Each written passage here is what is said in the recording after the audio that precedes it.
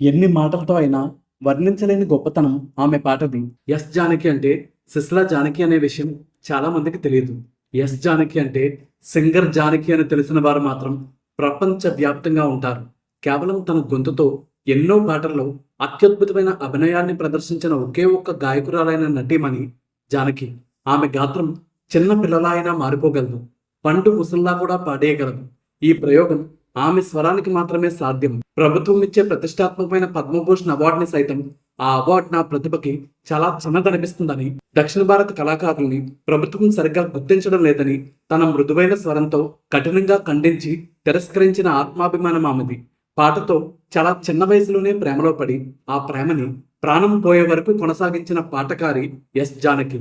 ఎన్టీఆర్ గారి హీరోగా నటించిన గజదొంగ సినిమాలో జయమాలిని గారితో కలిసి చేసిన నీ ఇల్లు బంగారంగాను అనే పాటను పాడింది